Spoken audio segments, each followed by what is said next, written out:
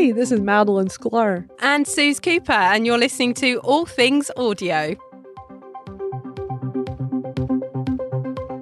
Welcome, everyone. It's so great to see so many wonderful faces here in the crowd. Love seeing you all here with us and joining us. And we got lots to talk about today. We've got so many interesting things going on. And, many times we start off talking about Twitter Spaces because, as you know, it changes day to day, right? I mean, there's so much that happens with Spaces. It's never a dull moment going on in Twitter Space land. And Danny Singh, who's head of product for Spaces, put out a very interesting tweet several days back that you and I both, jumped on the discussion with, where he was asking everyone, have you listened to a recording of a space recently? How was it? Because the great thing about Twitter, they're always looking to improve everything. And we've got this tweet in the nest. And for those listening on the podcast version, we'll have it in the show notes as well. I encourage you all to look at the responses he got, because I found them to be very interesting. Did you as well, Suze? Yeah, it was very interesting to see what people had said about the replays and the different ways that people had heard them. Some people are really loving it, some people not so much loving it, some people not hearing them quite as clearly as perhaps they'd have liked. And I think that's been where you've been at, isn't it, Madeline? Yeah, I was definitely having some issues with it. I'm excited about the replay. We've talked about it here in our room, and it was something, we kept requesting from Twitter, like, please allow the ability for us to have a replay. And I was so surprised that every time I listened, now, mind you, not everybody has this feature yet. I know more people are getting the ability to have the replay of, when you're hosting a room, there's a little slider off or on. And it's not like every room is available for replay, but the ones I had listened to, they all just didn't sound that great. And I just made this assumption that, and we've talked about it here, that, we talked about last week, that maybe because of streaming and lots of people are listening to these, that maybe the quality is just lower to accommodate that. That would make sense. When I've listened to the rooms that I've been in, and I hear me, it sounds really bad. But now I'm starting to think maybe it's my AirPods, because after Danny did this tweet, and nobody said anything negative about the quality. I think I was the only one. And Danny was very quick to reply to me saying that, hey, we're curious, like, what was bad about it? Like, be honest, we want to know. And I just did a bunch of tweets back and forth with him and other people on the team. And even Kevin Healy jumped into the conversation. He's one of the early Spaces beta testers. And he's saying it doesn't sound bad, and I've seen how other people said it doesn't sound bad. So then it just started making me think, it's like, okay, am I just so much of an audio snob, being a podcaster for the last 8 years, that I just can really tell the difference between really good audio and really bad audio? But after so many people saying that it sounds great on replay, I'm like rethinking, okay, maybe it's my AirPods.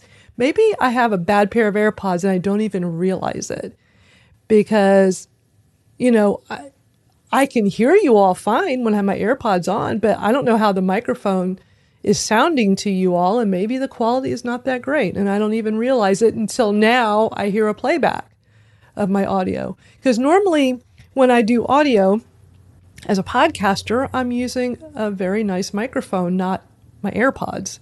I mean, wouldn't you agree, Suze? Like, if anybody's podcasting, they really should not use an AirPod mic as their microphone. It's not the best quality, just in general for podcasts. Yeah, I mean, my kind of advice is generally, if you want to start a podcast and you're determined to do it, then use what you've got and go from there, which in a lot of cases is AirPods, is recording directly into your phone. But you do get to a stage that if you really want to take it seriously and take it further, and you want it to sound as good as it can, then a USB mic, it doesn't have to be a particularly fancy USB mic even, but a better connection into your recording software is always going to be good. I mean, no matter how great the post-production is and the editing is, if you've got something great to start with, that's a better start than, you know, trying to make it sound good in the end. There's kind of a bit of an unwritten rule that, you know, if you've got to put more than 4 plugins on something, then perhaps you should have recorded it in a different way in the first place. So, you know, if you're clearing background noise off of things and trying to remove breaths and gate it and compress it and everything else just to make it sound the way you want it to, then perhaps start thinking about how you're recording it in the first place, whether or not that's trying to remove those harsh surfaces where sound can bounce off by placing some cushions in some good spots or putting a blanket over your desk or, you know, something like that, all the way down to, investing in a good microphone and a nice microphone. So, but yeah, it's really interesting. I know when you said to me about the replays, I think this time last week, I hadn't had a chance to listen to enough of them to really make a decision, but I certainly, the ones I'd listened to hadn't sort of stood out as being poor quality to me particularly. But after you said it in last week's All Things Audio, I did go back and listen to a few of them. And there were cases where when there are a lot of speakers and you're listening to the replay and the mic's being passed around, there are sometimes big differences between the loudness of one speaker over here and then the volume of another speaker over there. And it almost feels like the streaming quality audio struggles a little bit with that. So sometimes that louder person gets distorted. And that was the only thing I could really think of that perhaps you were hearing. But it's a little bit like when I was trying to hear the spatial audio over on Clubhouse, and you know, Morgan was saying, oh yeah, it's definitely there, you know, we can hear it and it's coming in from the left and it's coming in from the right. And I was thinking, I really can't hear this, and it's so hard to explain to other people what it is that you're hearing in your headphones, in your ears, right? But you know, it just isn't quite right. I mean, and that turned out that actually I didn't have that feature, and that was why I didn't hear it. And in this case, it may well be that it's more your headphones than the actual playback itself. It could be, yeah. Yeah, I almost hope that that's the case, because that's something that you can change and alter and play about with. Yeah, me too. I'm hoping that's all this is. But I am so impressed with Danny Singh and the team at Twitter Spaces that he sent me a DM last night after we did a lot of back and forth public tweets, which you can see. I put in the nest here so you can see some of the tweets. And he said, hey, you know, we really want to try to figure this out. If it's okay with you, send me your email address and I'll have somebody from our research team contact you and get on the phone with you for maybe 30 minutes or so to just get more information and figure this out if you're up for it. I was like thrilled. I was like, yeah, I'm happy to. Gave him my email address, and sure enough, first thing this morning, I heard from somebody on the research team at Twitter, and we're working to schedule an appointment sometime this week or next week where they just want to talk to me and try to figure this out. I think that says a lot about Twitter and how committed they are to making this a great feature that we all can really enjoy just by getting, I mean, will Facebook sit here and call you up to chat with you about something that doesn't work for you? I don't think so. You know, who else would do this? So it's impressive that Twitter does this. It really is. And it's lovely to see that continues. You know, when this was a beta product and there was a smaller group of us kind of testing out the tech, and you kind of, well, I suppose even then we didn't really expect to hear from the product managers particularly, but we did. And they've not gone away. You know, it's not like this has got bigger and then they're inaccessible to us. They're still there. And Danny is certainly someone who I know many of us within this space have either, you know, spoken to or had DMs from, and has always been ready and willing to help us out and to try and sort out different issues and answer questions about spaces. So yeah, it's just really good customer service, isn't it? As you say, where else would we be getting that in the social media world? I can't think of anywhere off the top of my head. So, I mean, the other thing I loved about this thread as well is that it threw up so many different ideas from people as to how they want to use these replays and where they want to be able to hear them. So at the moment, the replays are only available on mobile. So of course, we've got people kind of saying, be great to listen to these recordings on the desktop. You know, which shows people are using Spaces on desktop. And we did cover this a little bit last week about their potential kind of roadmap into making more functionality available on desktop. But yeah, being able to listen to recordings on the desktop. Also, something that I've actually had issue with is not having enough functionality in the playback on the player. So, you know, being able to speed it up. Lots of people listen to podcasts on 2 times speed, and sometimes it would be great to be able to do that, you know, on a space as well. If you're listening to it back and don't have an awful lot of time to listen, then that's a great way of doing it. The setting your intro is also, you know, being able to do that. Once you've got that replay file there, you can set where you want your audio to start, where you want your replay to start. It's quite fiddly and it's quite small. So potentially they could do something around the kind of UI with that a little bit. But yeah, I mean, at least we've got it. It's there. It's something to build on, and these improvements and changes can be made as they go along. And they've certainly shown from the outset that they're willing to iterate and improve. And, you know, it's a real kind of agile project for them, I think. Well, I love that as the host, as soon as your room is over, like you mentioned, that you can set the start time for when the recording will actually start for replay, which is great. And you can actually, when you're listening to a replay, if somebody does that, maybe they don't really start for like 2 minutes, so it starts at the 2-minute mark. You can actually back it up and go to the very beginning. But I love that they have this feature because I can set it for when we officially start talking about whatever we're talking about. Because usually the first minute or two, we're just all getting our bearings. People are coming in. We're kind of getting ready. And, you know, I would actually be very thankful for the host to like set it for when it really gets going. Because if you were a podcaster, you certainly are doing that for your podcast. You're having it edited so that it truly starts when you're ready to dive in. So I love that feature's in there from the start. I do want to mention, I just put this in the nest. So our friend Stephen Ford, who's here, hey Stephen, did a tweet and a screenshot. He says, I can hear the difference from last week's All Things Audio from what I hear now, much clearer. So I'm really starting to think it's my AirPods. So I'll just wear these AirPods in the future. Moving on, you came across a tweet from our good friend Andrew Lyons that I didn't even know about until you shared this with me. It's Andrew's news, really, but he's he's firing up the Spaces dashboard. It's his amazing project, which I just love seeing grow again from day to day. It's running almost as fast as Twitter Spaces itself, I think, most of the time. But what he's spotted over there in dashboard is people that have set up spaces that have got rather long titles. So at the moment, or at least the last time I looked, we had 60 characters on our spaces title. Now, the one that he shows in this picture, which I think potentially might appear in the nest in a minute, or at least the tweet might, has got several. I mean, I don't know. It's several sentences, really. And I would say probably has around, well, more than 100 characters in its title. So his point is that, yeah, there are going to be spaces with longer titles. We are going to have the ability to have more characters in our titles, which, you know, I quite like having a short title, I have to say. I mean, I'm being a Twitter stalwart and kind of, you know, of the 140 character ilk, you know, it took a lot for me to move from that, to be fair. So I'm happy with a shorter title because I think it makes you think. Well, it doesn't make me think because I've totally lost my words, but, you know, it makes you think far more concisely about what it is that you need to say.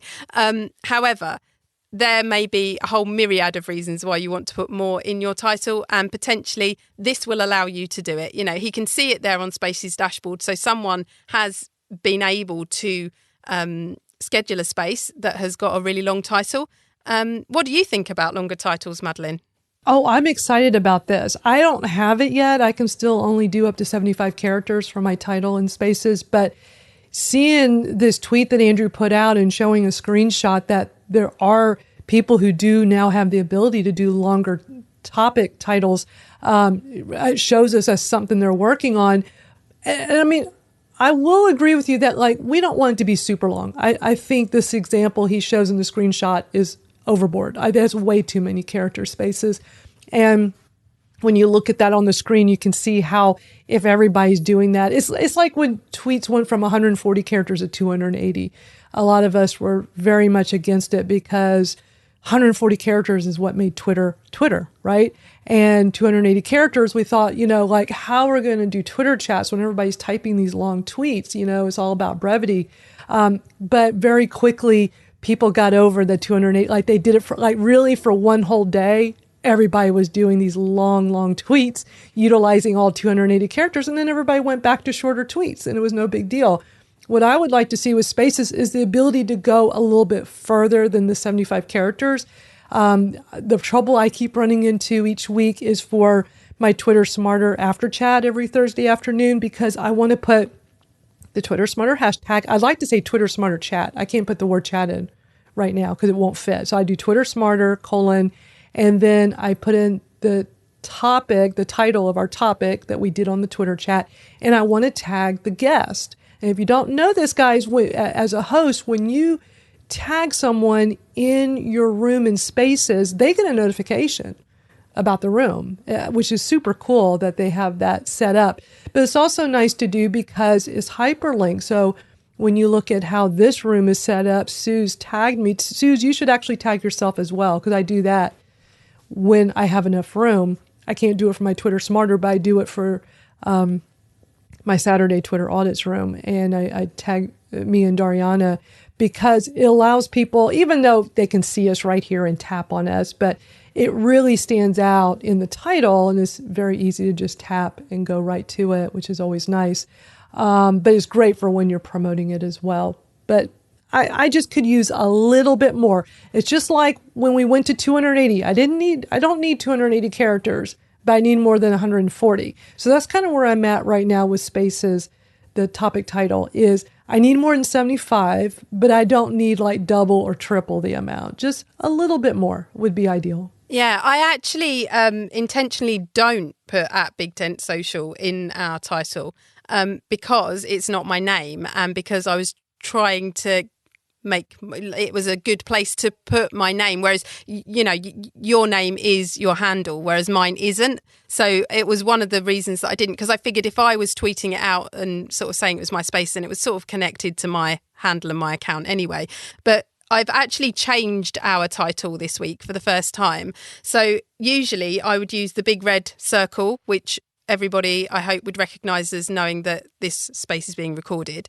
Then hashtag all things audio with @Madeline Sklar, which is a live tag, and Suze Cooper. And then I would normally put recording in brackets. And I actually took those recording elements out of our title this week because we have the recording feature, which means we now have the flashing red dot in the corner of our space when we're live. To me, it looks like I've forgotten something because I keep looking at it and thinking, oh my goodness, I didn't put the red dot on and it doesn't say recording. But that said, anyone coming into the space will have hopefully got the overlay that explains that this space is going to be recorded. And what that did was allowed me to actually explain a little bit more about what All Things Audio is. Because while we have a wonderful core of listeners who come and join us every single week, and we appreciate every single one of you, there are people out there, believe it or not, who might not know what All Things Audio is. So I've added this week social audio news, just to see if that kind of, for people that are potentially have that Spaces tab and are scrolling through, social audio news might appeal to them more than All Things Audio. So I did actually change it intentionally today, but yeah, as I say, I keep looking at it out of the corner of my eye and thinking, oh, I didn't put the red dot on it, but I will get used to it. I'm just a creature of habit. I love that you put social audio news, and this is another reason why a little bit more space can be really useful when you want to make it very clear what it is. And I think it's ideal to have a branded hashtag, which you and I do for this room. I do it for my other two rooms. If you guys don't know much about me, you start learning about me, you'll see that branding hashtags has been a very important part of my marketing strategy. It works. So people know me for Twitter Smarter. That's been my hashtag that I stake claim to. I think it was 2013. And it was one of the smartest things I did was come up with a way to brand a hashtag and use it in just about everything I do business-wise. And then for my Saturday room, we call it Twitter Audits because that's what we're doing. We're auditing Twitter profiles, helping people, take a look at their profile, review it, and make it better. So it can be really helpful to do that. So I'd ideally like to have a branded hashtag. Plus, when people are sharing a room in Spaces, that hashtag is part of the tweet, which is great. Ideally to be able to tag the host and the co-host if there's enough room, and then put what the room is about. And I think Suze, you did great putting social audio news. It says exactly what it is we do. Because all things audio, not everybody's going to understand that. So kudos to you. And I can totally understand because you're so used to recording and the red emoji dot. But how nice we don't have to worry about that anymore because that took up valuable space in the title. It did. Valuable real estate up there. So, so it's gone. It is no more. And I will, in the end, change it as well so that the end card reads with our website address on it before we close out. I love you do that. And I don't see very many people doing that. So for anybody here that hosts rooms and spaces, this is such a great tip. If you stay till the end, you'll notice before we end the room, Suze will change the title to actually say, visit allthingsaudiopodcast.com, because that's the link to, because we record this. That's why we don't take listeners' mic requests in the beginning, because this is being recorded for our podcast version. And then we'll let you know in just a little bit when we're done with the news and we're ready to take mic requests and have you guys come on and chat with us. And we want y'all to know that, hey, this is a podcast and the link to it, too bad it doesn't hyperlink, but hey, you came up with such a brilliant hack because, I don't really think to change the title while I'm hosting a room. But then again, we're not changing. Like my other two rooms, nothing changes. The format doesn't change.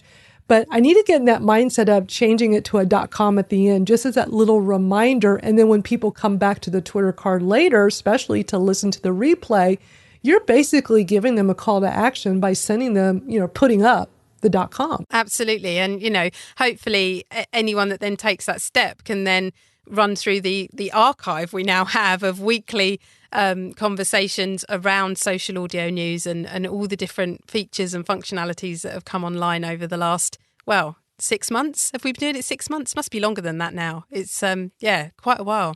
Let's talk Clubhouse, because we haven't done that for a while. I know. They got some news going on. This is pretty exciting. Yeah, I am really excited about this. It's another one from our field reporter, Morgan, who is ever great at sending along the latest news from Clubhouse.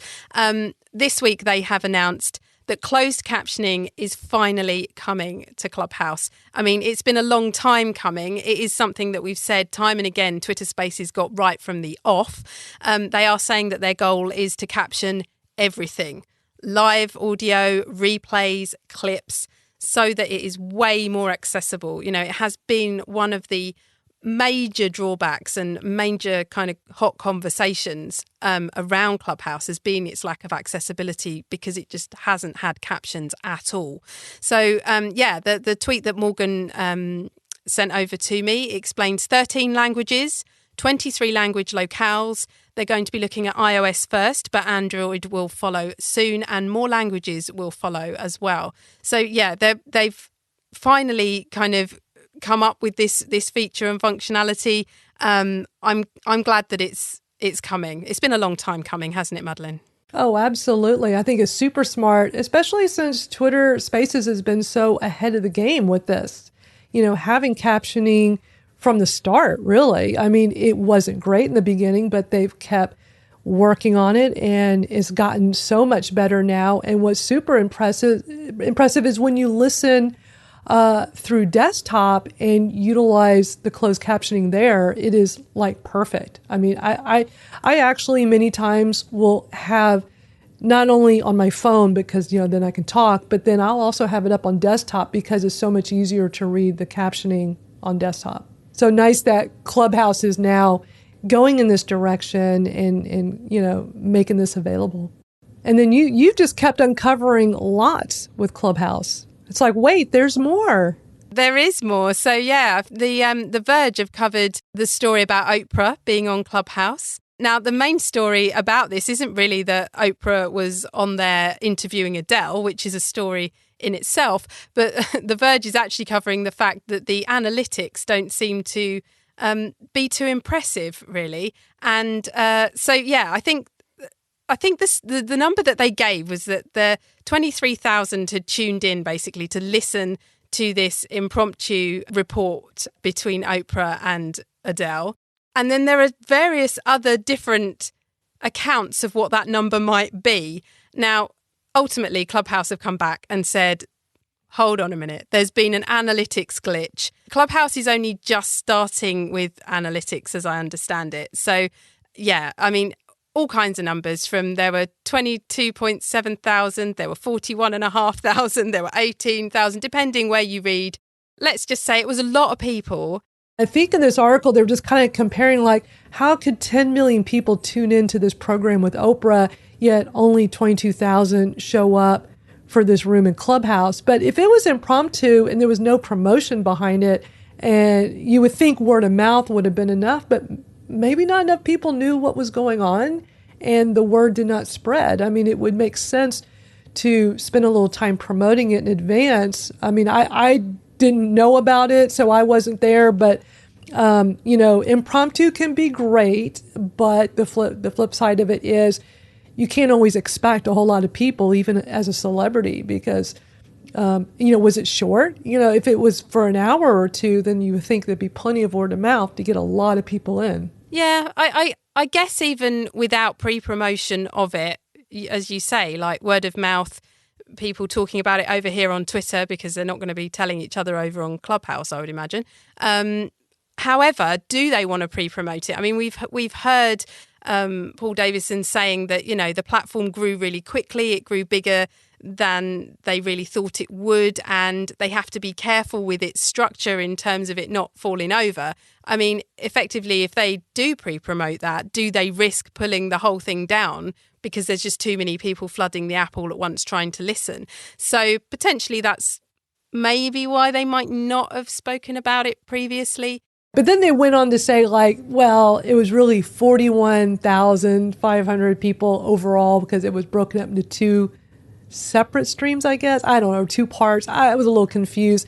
It's almost like they're trying to make this sound bigger than what it might have been. I don't know. But it does sound like there's something up with the analytics, the reporting on this, with how these numbers are calculated. I don't know. It's interesting. For sure. It's an interesting article because it talks about a variety of things. It's not just about Oprah and the supposed 40,000 total that tuned in, but just talking about some other interesting audio things like Spotify with Green Room. Yeah, I mean, I really jumped on the Spotify news because I've hardly seen anything about Green Room. I've certainly not seen anything for months. I've got a Google alert set up to notify me when it's written about somewhere on the web, and it just never provides me with anything. So to see The Verge mention Green Room in this article, I was quite interested in it. Now, the news on it is that they've actually announced that people don't have to log into Green Room anymore to listen, which is actually the same as we spoke about last week with Spaces, that people can actually listen to a space outside of Twitter without logging in, without having an account. So, clearly this is an idea for all the social audio platforms. They're all sort of looking at the ways that they can really broaden out the audience and get people to listen. But yeah, it was just interesting to see Green Room mentioned and that it is still out there and still doing something. So yeah, encouraging. Yeah, because I don't ever hear about Green Room anymore. I don't really know anyone that's actively I'm sure people are using it, but I don't know anyone that actively does. It's either Spaces or Clubhouse. But good to know that they're still making some news and Spotify is trying to keep it going. Yeah, absolutely. So the other thing that I've spotted today is that Medium has bought Knowable to bring audio to the blogging platform Medium, which is quite interesting. Now, Knowable basically takes kind of apps from experts and thought leaders and builds out courses. So this isn't going to be social audio in a sense of kind of making the blogs listenable, if you like, which is initially what I thought it might be. It sounds a lot more kind of educational than that. And certainly it's going to be with kind of very key creators, kind of chosen people that they're going to work with to build these courses. But it's going to be, it's a Medium partnership in some ways. So yeah, just interesting again to see another kind of very copy-based platform dipping a toe into the audio world, shall we say. And the tweet that I put out earlier, I pulled out the quote, knowable lessons sit between social audio, which is largely ephemeral and non-monetizable, and podcasts and audiobooks, which are far more labor intensive. So yeah, just kind of this idea that, you'll be able to dip in and out of these courses, and that they're going to be working with different creators to bring new audio content to the platform, which is really exciting. Yeah, it sounds really interesting. I really enjoyed that article and learning more about Knowable. It sounds like, for somebody like myself that builds online courses, something like this is definitely something I'm going to look into. Yeah, I mean, I thought the same, really. It doesn't really explain who they're going to be working with or whether or not, it's something anyone can apply for in a similar way to, the different kind of funds and different things like Twitter Spark, for example, whether or not you'll be able to apply for it, something like that. But it was something that definitely sort of caught my imagination and made me think, that's, Medium is such an educational platform in many ways anyway, that it does seem like a good pairing for them both. Definitely. And we got one last piece of news. Yeah, I just wanted to mention Racket, which is one that I've had my eye on for a little while, actually. I was involved in the app test. It was initially a desktop social audio platform, and it is the one that's got its own studio, if you like. So when you go in, it's kind of set up. It's kind of a cross between one of these online studio apps that you can use to record your podcast, like, say, Squadcast or Riverside.fm, and a social audio platform. You're only given 9 minutes, I think, on the desktop version. The app version, as I say, I was kind of involved in the beta for it, and they were playing around with how long you could have to record your micro podcast, as they're calling it. They've now settled on 99 seconds, and it is out there and in the world. It's a really interesting little app to dip into. It really does remind me of an audio Twitter in terms of, people have literally got this 99 seconds and they blast out whatever they're going to say, and then you move on and you hear from the next person. I found it really interesting during the beta. There seemed to be a lot of comedians on there, quite funny things that people were tweeting. People were using to make a racket, as they say. And yeah, it was just kind of somewhere to go for a bit of a laugh, really. So I'm hoping that really continues with the platform. I quite liked that about it. It was very light-hearted. You basically scroll through each of the audio files, and you don't have to listen to them through. If it's someone's talking and you don't like it, you just scroll on to the next one. But yeah, a really interesting app, and it's just great to see them going from strength to strength, really. You can follow people, you can grab followers yourself as well. I'm, as ever, always trying to think of what it is that I could say over there to make my own racket. But yeah, that will come. And just great to see it happening over there. Really cool. Yeah, it sounds so interesting. I mean, 99 seconds, I do like how they are saying they're likening it to a tweet-length podcast. Because, 99 seconds, it's like, whoa, you got to be really short and to the point, which is what made me fall in love with Twitter when I started in 2008 on the platform. So I'm definitely interested and want to try it out. I like that they're all about using this to find others, to stumble upon people you didn't know about. I can see why there would be a lot of comedy on there, because it seems like you could, be really funny in 99 seconds. I might experiment and see, be almost like speed marketing, right? Like speed dating is like speed marketing. Like, how much can you pack into 99 seconds to, help people with marketing? I don't know. I might play with it. I find it interesting.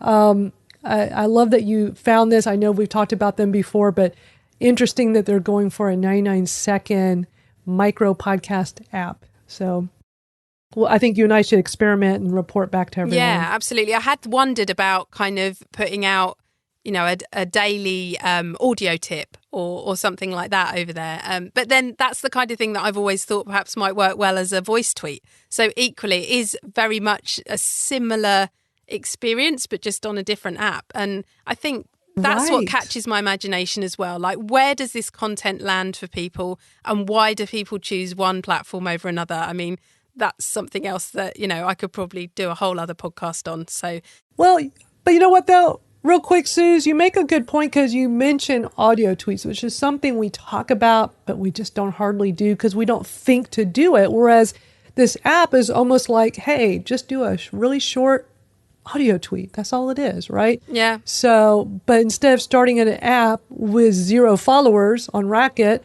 on Twitter, you got all your followers. You already have a built-in community. So why not utilize the audio tweet feature and tweet out some audio? So, it reminds me like maybe I should be doing more audio tweets because I already have an active audience on Twitter. I'm so frustrated with myself because I love voice tweets and I've always loved them. And yet I still just don't think to do them. I just don't get around to doing them. Well, you know what? Here's what we need to do. I have an idea. So, I keep seeing that tweet 100 hashtag a lot. And I've been reading up on that whole tweet something every day. Like I tweet multiple times every day. So I don't. Who's in for a voice 100? Maybe we do a voice. Exactly. A voice. Come on, show of hands. Voice 100. Who's in? That's what we should do. Come on, hit those emojis. Someone must be up for doing voice tweets every day. Okay, well, I'll start it anyway. We can give it a go and see how that would be fun. Maybe we should do it. That would get us into that. Because what do they say? Like to form a habit, you have to do it how many days? It's like a lot of days. So if we start a new challenge and invite all of our listeners here to do it with us, that could be fun. Let's do it, Suze. I think we should do it. Yeah, it's starting tomorrow, people. Hey, Vinny, good to have you with us. Hey, Suze. Hey, Madeline. I'm down for that voice 100. I'm all about that because I don't do it enough. I feel like if I, jump on this trend, you guys, start it, it'll force me to keep doing it because you're right, Suze. Like, there's value there. I just don't do it enough. But if, we're doing the voice 100, I'm into it. So my question is about that record button in the upper left-hand corner right now, the blinking record button. How do you activate that? Is that available to everyone? And is it actually recording in a different way that is what you get with the export when you request your archive? So basically, you set it up when you schedule the space, Vinny. So at that point where you've got the card and you're putting in the title and deciding like whether to schedule it or whether to go live, adding your topic tags. Some people at the moment have the functionality where it says record space and you've got a toggle switch and you can flick it on yes or no. So at the moment I've got it. Madeline got it last week. It hasn't been rolled out. I don't know how many Spaces hosts have got it, Madeline. Do you know? It's not a lot yet. They're still rolling it out. You had it before I did, Suze, by I think like a week and a half, 2 weeks. So so it's still being rolled out, Vinny. My understanding, it went out to the beta hosts first. So were you part of the beta Spaces host group or? Yeah. So I think those are the only people that have had access so far. So it's being rolled out and it's streaming only. You do not get the download. If you want the download, you still have to go to Twitter data or do like Suze and I, where we're each recording. I'm recording on my Zoom recorder right now. Suze is recording through her computer, and we use that for the podcast. But if we wanted to access, and I know Suze does that for the Q&A portion of our podcast, she has to get it from the Twitter data, or unless she's recording it. But we've run into recording issues of Spaces. So using Soundflower into Adobe Audition, which is how I used to rip the audio for the space, has stopped working again. So I can only assume that's something to do with the encoding on the streaming file again. What I have used most recently is Backstage by Headliner.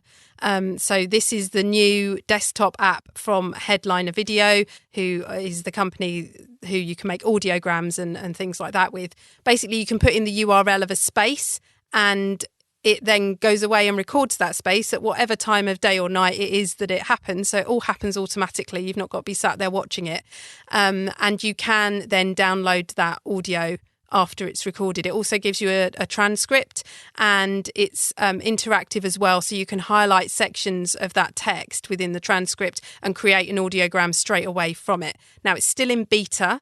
It is free, but I will repeat, it's still in beta, and I have had a couple of failures on it as well. So which I'm reporting back to them all the time. So it's something that I've kind of got as a backup. It's far easier to download that when it works than it is to wait the 3 days or however long it is for the data file to appear and download and all of that. So yeah, I kind of do that first, and then my kind of other backup is to then go through the data file stuff. But that pushes out our podcast because I have to wait for a few days to get that data back to me. The other way, of course, of doing it now that we've got the replay function is to play it in live from the replay using Soundflower. That does work. But you then have to sit there in real time and watch it go in. There's no kind of instant download where you just pick up the file. So there are 2 or 3 ways of doing it still. But at the moment, just an easy downloadable file from the replay isn't available.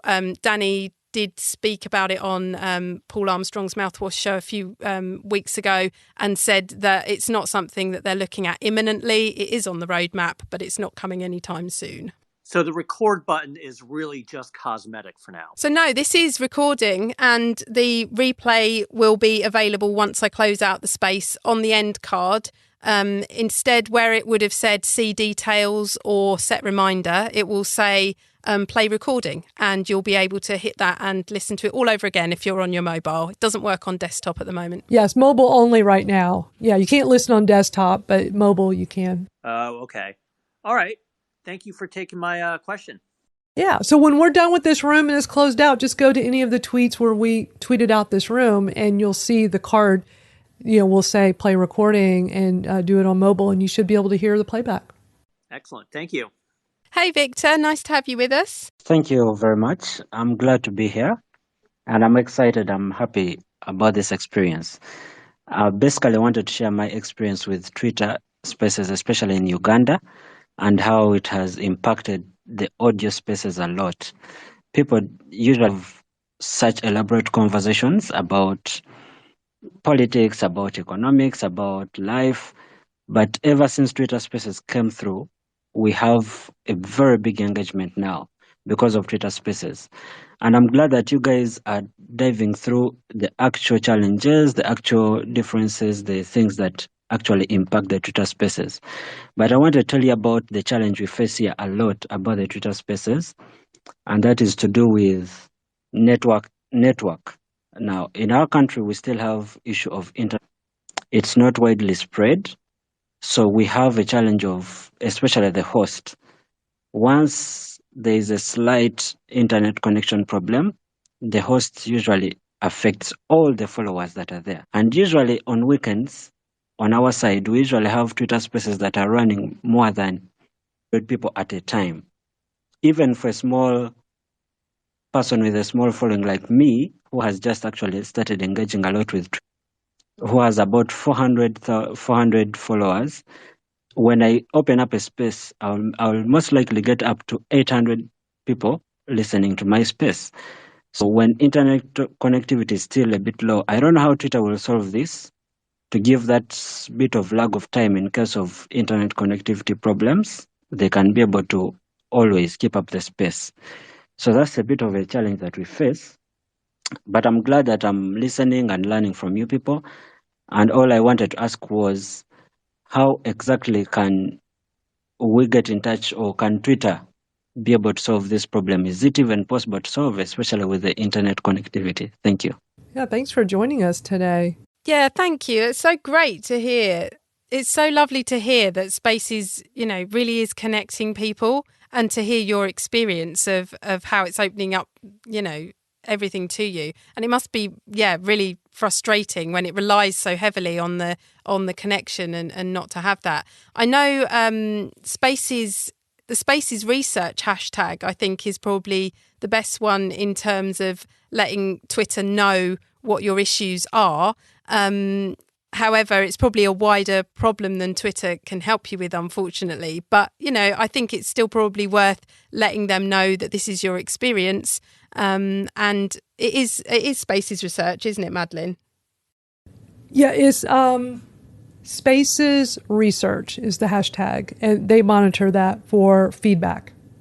Thank you so much. This is interesting, and I'm sure to do that. I would love to hear from George, who's joined us, and Danielle as well. So I just wanted to point out, I put up in the nest, for those of you who do run spaces, I finally wrote the article on the interactive mode that people have been asking me for. So I would invite you to read that article and think about using the interactive mode from time to time and in specific uses, for specific uses. I think you owe it to yourself to at least look at it and think about it, if not use it and try it. So there it is. Not for everybody. Thank you for sharing that. Yeah, I'm definitely going away to read that. Thank you, George. Yeah, thanks for sharing it in the nest.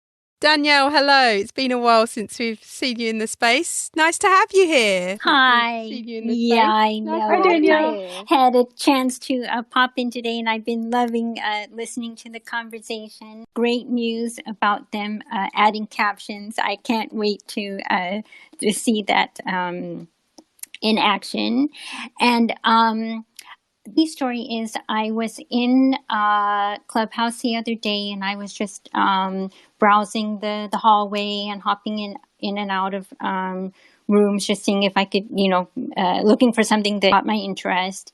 And at one point, I popped back into the hallway, and I noticed that I had a notification, and it wasn't there before. So I went to see what it was. And it said, Keanu Reeves followed you. And I was like, wait, what? I was like, it must have just happened because, it wasn't there before. So this person must have, I figured, noticed me, pop into one of the rooms and just followed me. So my question is, does Clubhouse have right now any kind of a verification process? Because I know like Twitter has the the blue check mark. Does Clubhouse have anything like that right now? A verification process for like public figures and celebrities and things like that? Yay. Hi, Morgan. Thanks for joining. Cool. So Morgan, Danielle was asking about verification, which I think is a really key thing that we need to understand. It's certainly not something I've looked into as yet. Do you know anything about that, whether or not people over there are verified? I can tell you what they do, why they're doing it that way at the moment, and what they might do later on. So at the moment, there is no verification.